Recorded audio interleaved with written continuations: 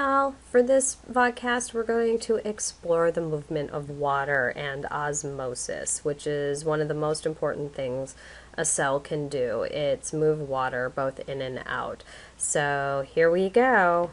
I mentioned that the diffusion of water is so vital that we give it its own term. Here's the term, and you may have heard it before. It's called osmosis. Okay, it sounds fancy. It's not. It's the diffusion of water, meaning water moving from an area of high concentration to an area of low concentration. That's pretty much it. It's that simple. Okay, so when we talk about osmosis, we're talking about it and talking about water movement. Because again, that movement, and since we are mostly water, and water is the medium at which everything happens, that movement is so important. We designate it with its own word. So for example, I might have something that is so large it can't possibly pass, okay? So for example, urea, okay? Urea is a waste molecule. It has a nitrogen component. This is something that our kidneys are responsible for pulling out of our bloodstream. And here we have our semi-permeable membrane. So again, semi-permeable means that some things can pass, some things can't. Water molecules can, okay? Now, due to pressure gradients, okay, we're going to move water across here, okay? And if you notice, there's more water on one side than the other. So water is going to move across, or osmose, across this membrane. Osmosis tends to be solute dependent, meaning that it's going, since we're talking about the movement of water, if I have on one side a lot of solute and on the other side I don't, that's going to alter my concentrations of water and cause diffusion of that water in a particular direction. And we'll talk about some examples. The total number of solute particles, not the type. Okay, this is where we have to try to pay attention to what water means and what we're talking about when we talk about the diffusion of water. That's going to drive the water concentration, or what we also refer to as water potential. So I want to note this, that this is an interchangeable word. This, what we call water potential, is really talking about water concentration. Now, molecular versus ionic compounds. This here's a biggie, okay, because molecular compounds, okay, if I have, let's say, 100 glucose molecules, okay, and I put that in water, it's still 100 glucose molecules. However, if I take 100 sodium chloride molecules, okay, that's going to ionize when I dissolve it in water, and I'm going to get ions as it splits across. So it's not that I have 100 anymore. I now have 200 particles because that ionization has split, and instead of having 100 molecules, I now have 200. So this is really important. When ionic substances are dissolved in water, you actually, whatever ionizes, you have to take that into account to the particles. It will actually alter that. So again, water potential, just so that you're familiar with the terminology. If I have a high water potential, I have a high water concentration.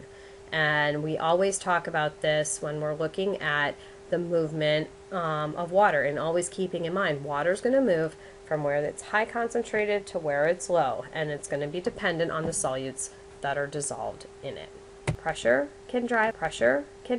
So animal cells avoid bursting by selectively transporting solutes in or out to make the cytoplasm more dilute, mainly because we don't have a cell wall to prevent this. If fluid comes rushing into our cells, they will rupture, okay, because there's nothing that's going to prevent that. So there has to be ways for signals to be sent to either push water out, move water in, depending on, basically what's going on. So our buddies, the protists, the fungi, the bacteria, the plants, they have cell walls, okay, that can help to create pressures to prevent too much water coming in and keep them from busting. Hydrostatic pressure, this is a force, and what it is it means that it's the force that's pressed against a container.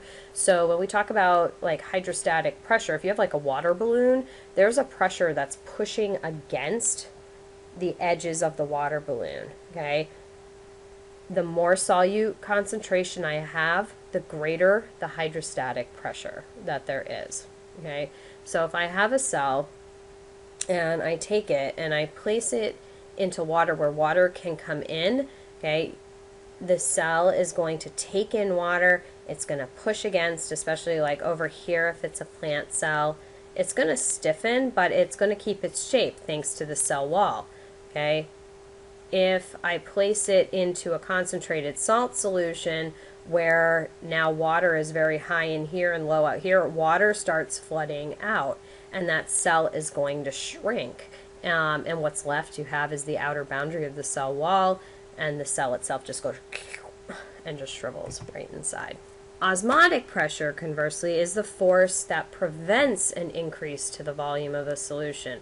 So if I don't, if something says, okay, ding, ding, ding, ding, volume is too big, that's going to cause osmotic pressure and actually say, okay, I can't take in any more water, there's too much pressure, water's going to be pushed out. So what osmotic pressure does is it's really a combination of pressure and solute concentrations. It's going to ensure that the cell doesn't actually rupture. Okay? So to be able to discuss some of these pressures and the way that water moves or doesn't move, we're going to talk about it when we refer to two areas with what we call tonicity. This is a comparison of the solute concentration of two fluids, and it's a comparison piece. I have to be able to compare one area to another. So here's what I mean. I am talking about here, what I'm looking at is I have the external environment. So that's the external cellular environment, and then obviously internal, right? Okay. The external environment right now is hypotonic compared to the internal. Okay? What that means is there are fewer solutes. Hypo, you may have heard that prefix before. Hypo usually refers to less of something. So that's all that means, is that there's less. So fewer solutes. Now if there's fewer solutes, then that means comparatively there's more water. If that's the case, water is going to osmose into these cells. And these are red blood cells with a scanning electron micrograph, and note how swollen they are. And that's because water's going in. Now if I look at same cells, but now I change the solution, that external solution here, to a hypertonic solution. Hyper means greater, okay, or abundant, right? We're talking about higher solute concentration compared to what's inside the cell. If that's the case, that means there's less water, and if there's less water, water is going to come out. And note what these cells look like. They're shriveled, they're pulled in, they're pruny because the water has left the cells and they don't have that same normal shape that they would. And then lastly, an isotonic solution is going to be where the solute concentration outside is equal. Iso means equal. Okay, so if I have an cells in an isotonic solution, that means that the solute concentration is the same outside as it is inside. So what that tells me is that water concentrations are the same. I'm at equilibrium. The water molecule movement is the same out as it is in. So there's no overall net change. There's no osmosis. Everything's at equilibrium. So I think we'll call it quits for today on this section, and we'll be seeing you guys in class. Take it easy.